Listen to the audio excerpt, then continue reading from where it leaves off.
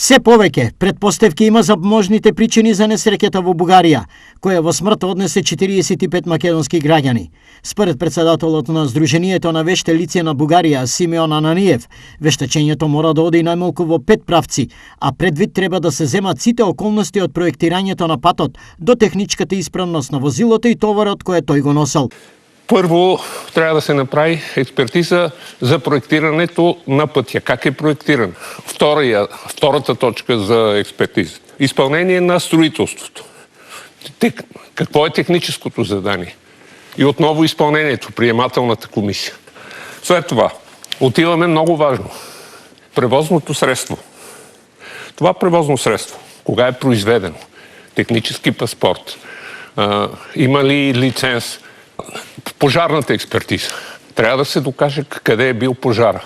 След като се види къде е бил пожара, ще се търси от какво. Възможно е от спукана гума и искра в двигател. Възможно е и друга хипотеза, която така малко може да ви се стори абстрактна, но статистиката показва, че към новогодишните празници има много случаи на пожари следствие на пиротехнически средства. Според анализите на експертите за патишта, вина за несреќата мора да се бари и на самиот автопат, особено во делот на патната сигнализација. Спорната делница, тврдат, не била соодветно обележена. Поставим на мястото на шофьора. Тоест, ние трябва да си представим този човек какво е виждал. За мен е важно да кажа като човек пътен експерт, че подобни зони за отдих, те трябва да бъдат отбелязани със знаци.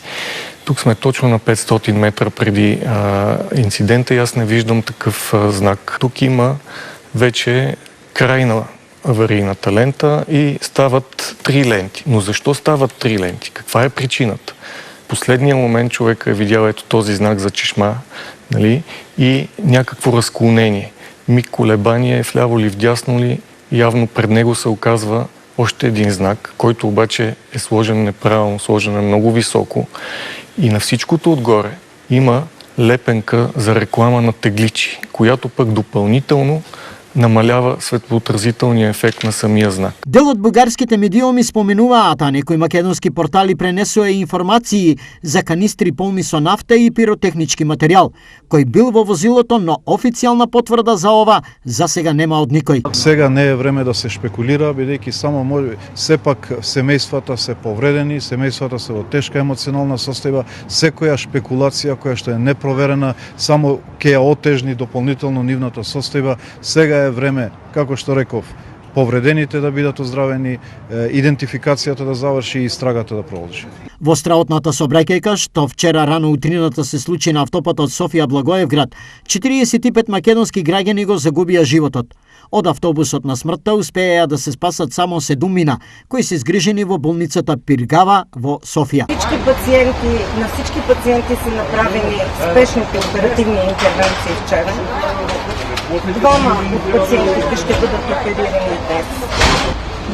Един от тях е с дълбоко изгаряне на двете ръце, което трябва да бъде оперирано.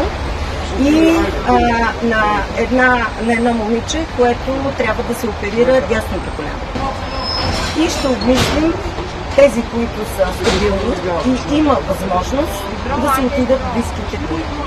До крајот на денов се очекува да заврши обдукцијата на телата на загинатите во автобуската несреќа, а идентификацијата до крајот на неделата, пошто државата ќе организира пренесување на останките во Скопје.